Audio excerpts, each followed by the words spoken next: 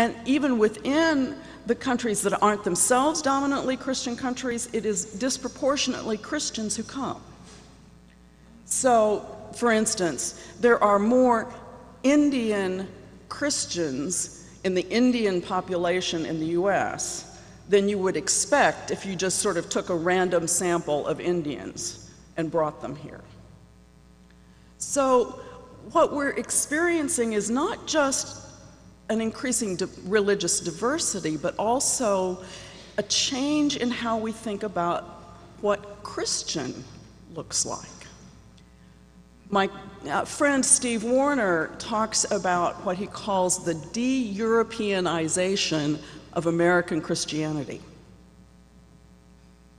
We don't look like we used to. And one of the side effects of that immigration, as well as of the increasing ease of travel and communication that we have, is that your parish may feel like it's as connected to some village in Nigeria or a parish in El Salvador as it does to the immediate neighborhood it's sitting in. So community is not geography anymore. That bottom line is that we're more connected than we have ever been before, but it is not necessarily to the people who are right outside our doors. So it's about community that makes it hard, but it's also about family.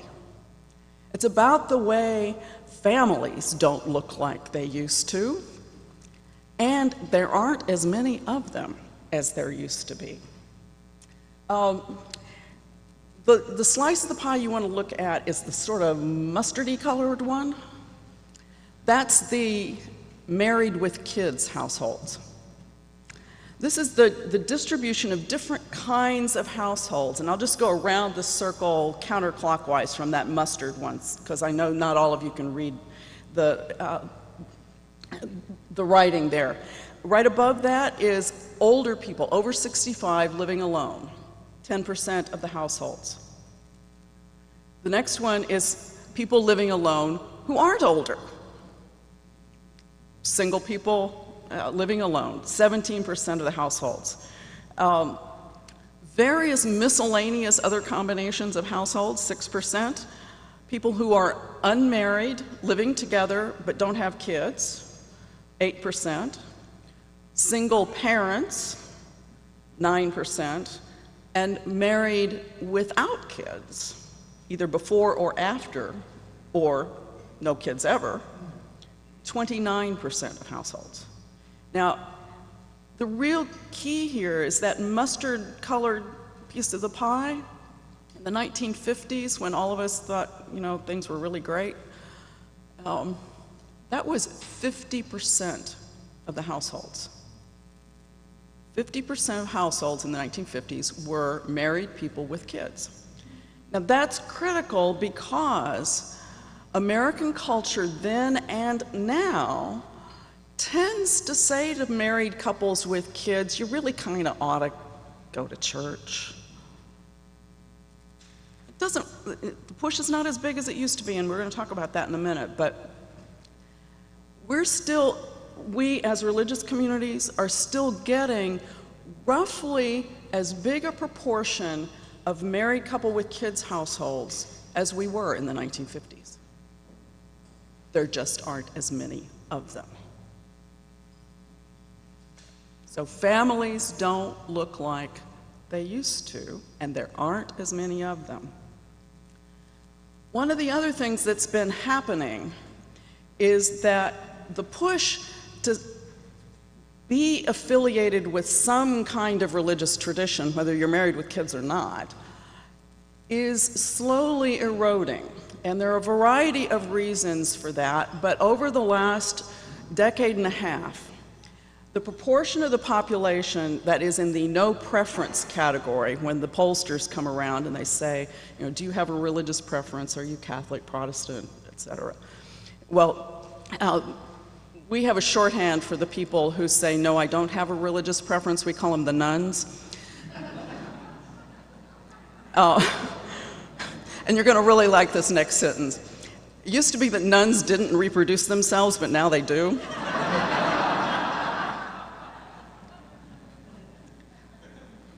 It used to be that people who were adults with no religious preference tended to have kids that eventually ended up in some kind of religious tradition. Not so much anymore.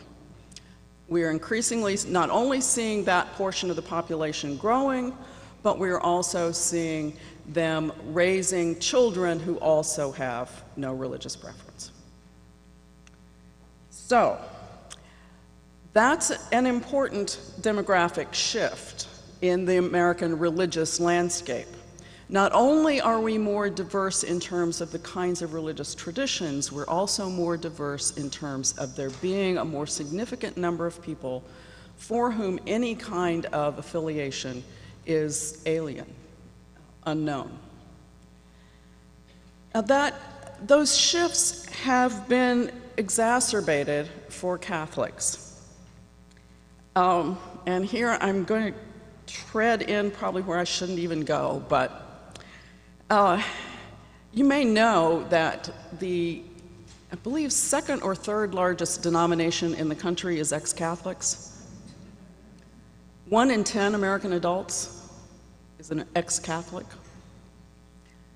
And what we see in that population, particularly among, again, back to those young adults, is a steady erosion over now 2 generations, and an erosion that is particularly tied to questions of gender and sexuality. Started with birth control and just keeps rolling. And you know, I'm not here to tell you you're wrong about any of those things. I'm just here to tell you that the demographics are such that that younger generation of young adults is becoming more and more liberal or progressive, if you will, on those very gender and sexuality issues. So that, again, the proportion of that young adult population that's going to sort of naturally drift your direction is smaller and smaller. The gulf between that population and where the church is an increasingly problematic thing. So the culture's not making it easy for you.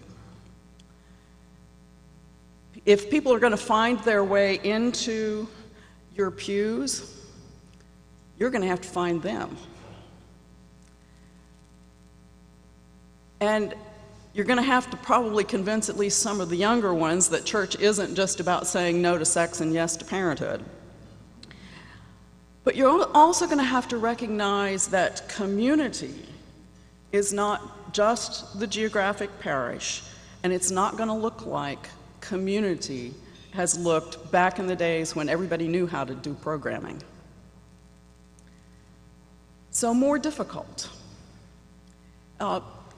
One more footnote to the more difficult. Here's the generational shifts in that unaffiliated population. That's the top section of the bar there. The old fogies are in the left bar. The baby boomers are in the middle, and the post-boomers are on the right. So you can see that cohort increasing numbers of people in that unaffiliated population. But that's the last of the how hard it is. Now to the why it's so important.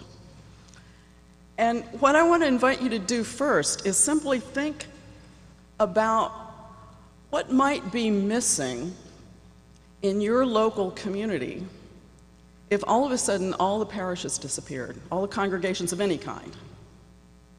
Now, if you were a policymaker, one of the things you probably would say is, well, we would lose a whole bunch of important partners in delivering social services to the community. My own research has clearly shown how important congregations are, and here I'm going to use congregation in the Protestant sense of that word to sort of cover local religious faith communities. Congregations are absolutely critical partners in the delivery of social services, in the improvement of cultural life in communities. We found that the average congregation has connections to 6 other outside organizations in their communities, toward which they send volunteers, they use space, they send money, all kinds of ways in which the resources that get collected in a faith community get dispersed out in all kinds of ways into the community. But one of the other things that would be missing is, of course, simply a place to belong. And that's particularly important for minority communities. In the US especially, our history is that one of the ways new communities can get together and preserve a culture and celebrate who they are and find a place in society is to organize around a religious tradition. So local congregations turn out to be important places for that kind of belonging and organizing and preserving the diversity that is present in our larger culture.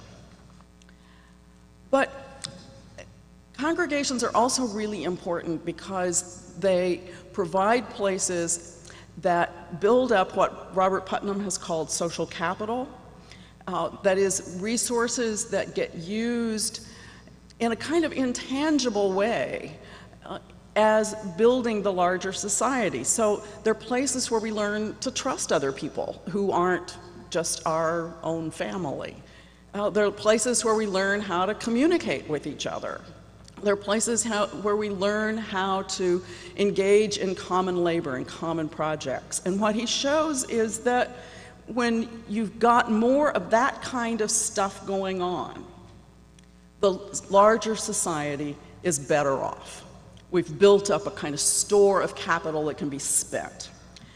One of the things that the political scientists then come along and tell us is that we need these kinds of voluntary organizations, like congregations, for people to learn what they call civic skills. So, you learn how to do things like getting up and giving a speech in public, or writing a letter, or organizing meetings, or presiding at those meetings, and debating and deciding. I mean, think about what goes on in a typical congregation. You got to decide when you're going to schedule things. You got to decide how you're going to organize to raise money to do something. You bring people together and they get practice doing this stuff. And as it turns out, particularly for people who don't have otherwise good opportunities for education, to learn these things on the job, to participate in other kinds of civic organizations, congregations fill a critical gap in the larger democratic system in providing those kinds of opportunities. So all kinds of ways in which political scientists Bob Putnam's new book, I don't know if any of you have had a chance to read American Grace yet, but he basically says, people who participate in religious communities are just better citizens and better neighbors. He even says we're nicer, most of the time.